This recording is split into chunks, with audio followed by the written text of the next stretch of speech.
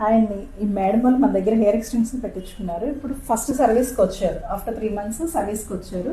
ఒకసారి మేడం వాళ్ళ ఫీలింగ్ ఏంటో తెలుసుకుందాం. నా పేరు సత్య అండి, నాది వైజాగ్. నేను హెయిర్లో లాంగ్ హెయిర్ ఉన్న చూసి నాకు లేదా అని బాధపడేదాన్ని. నేను మేడం రీల్స్ ఇన్స్టాలో చూసి ఒకసారి ట్రై చేద్దామని వచ్చాను మేడం.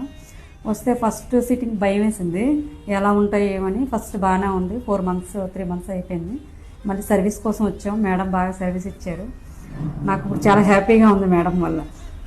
అది కూడా అక్కడ ఫాలో అవ్వలేదు. అండ్ మేడం వాళ్ళు భయపడినట్టు ప్లాస్టిక్ హెయిర్ బయటకు మనం కొన్ని రీల్స్ లో చూస్తున్నాం, అంటున్నారు కదా ప్లాస్టిక్ హెయిర్ పెట్టేస్తున్నారు అలా అని. లేదు, ఒరిజినల్ హెయిరే నాది. ఎవరు ఇది మీరు పెట్టుకున్నారని కూడా ఎవరు గమనించట్లేదు కూడా. నా సొంత హెయిర్ లానే ఉంది.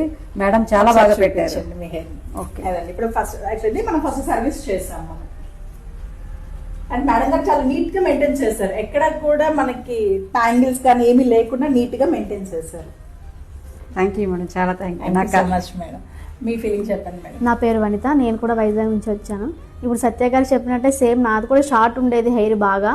నాకు లాంగ్ అంటే చాలా ఇష్టం ఉండేది. ఎక్కడికైనా ముందు లేడీస్లో ఏమైనా ఫస్ట్ హెయిర్నే చూస్తారు కదా, ఫస్ట్ ఏదైనా సరేనా హెయిర్ పొడుగ్గా ఉంటే బాగుండు అనిపించింది.